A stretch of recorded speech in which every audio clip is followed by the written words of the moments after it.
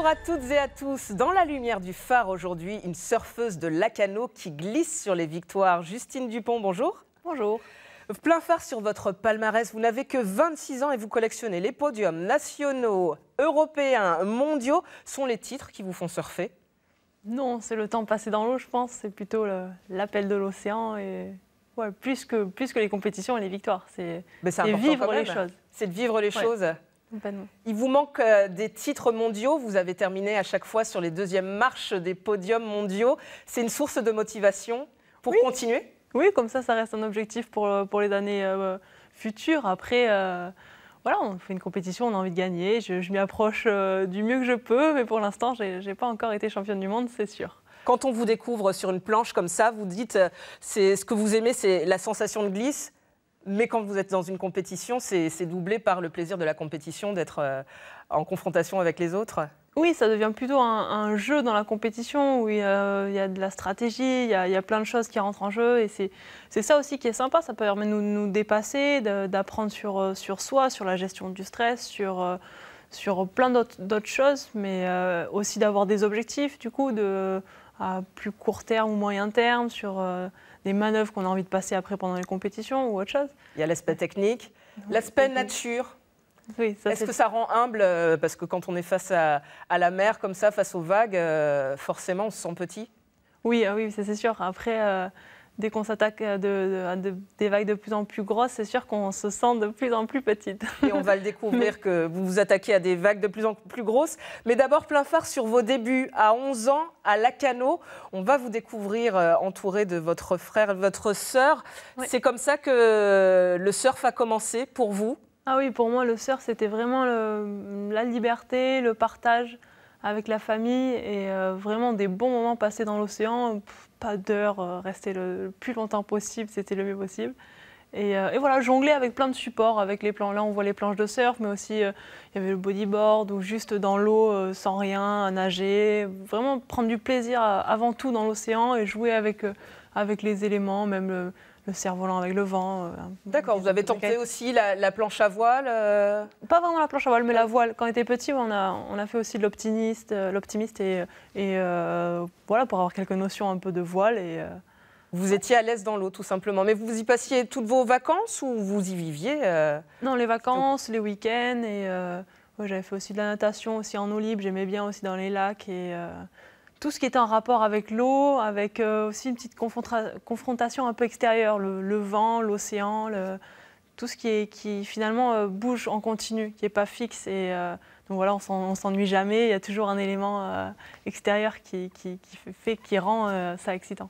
Quand est-ce que vous avez découvert que vous étiez bonne, que vous aviez l'esprit de compétition et que vous aviez l'âme d'une championne?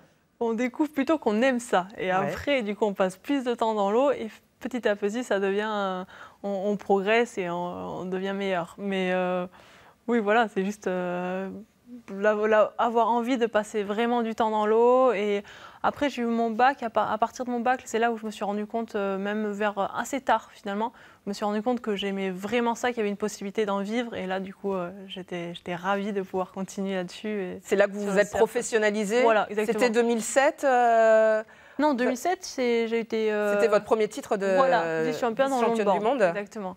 Et j'avais 15-16 ans, donc on n'a pas le bac à 15-16 ans. Voilà, exactement. Je n'étais pas une surdouée à ce point-là, non, pas du tout.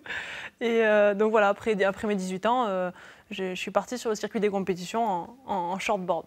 On appelle ça, c'est la discipline du surf, la petite planche. D'accord. Voilà. Donc là, du coup, vous avez dû abandonner vos études. Enfin, ça devenait difficilement conciliable de poursuivre des études universitaires et poursuivre votre passion en compétition? Puis vraiment, je sentais que c'était possible de me mettre à 100% dans le surf. Je n'avais pas envie de faire quelque chose à moitié les études, à moitié le surf. Je sentais qu'il y avait quelque chose de jouable, donc j'avais envie de donner toutes les chances possibles. Et je n'avais pas forcément peur de repartir sur les études si besoin plus tard ou quoi. D'accord, vous n'avez pas encore préparé l'après en même temps que vous avez que 26 ans? Non, pour l'instant, c'est vraiment super. En plus, j'ai ma carrière qui s'oriente un peu plus maintenant sur les grosses vagues et c'est quelque chose qui me passionne d'autant plus, donc ça promet. Avant d'en venir aux grosses vagues, on va y arriver. Plein phare sur le paddle. Ça, c'est le surf avec une rame? on va dire ça. Vous êtes championne d'Europe et dernièrement vice-championne du monde au Danemark. Peu importe finalement la planche, pourvu que ça glisse pour vous, c'est comme ça que vous êtes à l'aise, que ce soit du surf, que ce soit du paddle? Oui, c'est juste un On découvre là le paddle. Et c'est hyper intéressant d'avoir la pagaie. J'aime bien aussi de redébuter finalement une discipline. On repart à zéro, donc on apprend beaucoup de choses. Et c'est encore une petite découverte sur soi, parce que finalement le paddle au début je tombais beaucoup, donc il faut repartir par les bases et on redécouvre un peu cette ténacité qui est hyper importante aussi. Et pour moi c'était quelque chose de très important pour les grosses vagues, puisqu'on travaille beaucoup l'équilibre. Et on le fait en prenant beaucoup de plaisir finalement, en prenant des vagues. Et c'est un côté hyper ludique plutôt qu'aller à la salle de sport et progresser physiquement. Donc hyper contente d'être entrée dans cette nouvelle discipline qui me plaît beaucoup et je vais continuer parce que voilà, je n'ai pas gagné, donc on verra l'année prochaine. Et voilà, il faut décrocher le titre mondial plein phare sur ces grosses vagues que vous préparez donc en faisant du paddle et que vous essayez de dompter à travers le monde. Depuis le Pays Basque, Belara, 15 mètres, c'est un mur, c'est un immeuble, jusqu'au Portugal et les 30 mètres de Nazaré.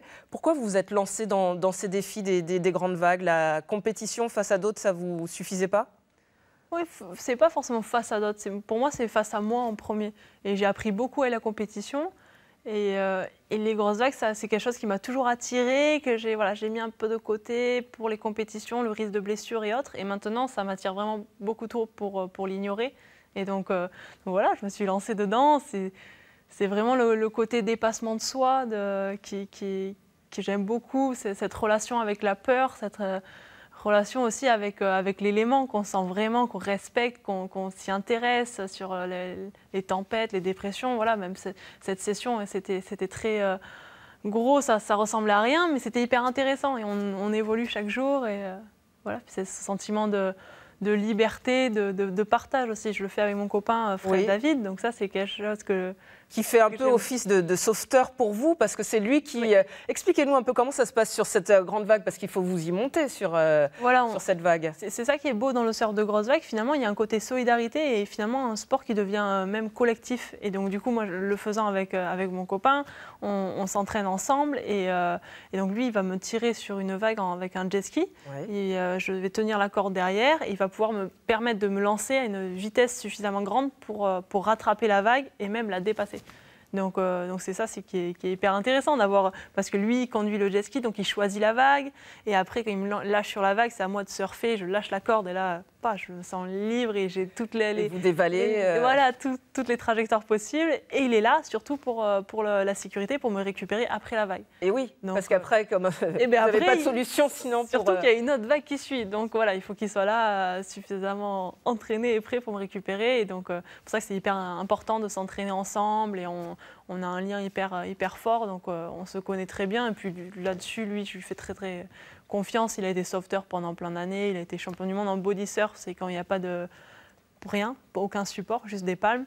Donc voilà, il est à l'aise là-dedans. Je lui fais confiance, il me fait confiance. Et vous êtes un beau binôme là-dedans. Exactement. Du coup, la plus grosse vague que vous ayez surfée, c'est Nazaré, c'est 30 mètres?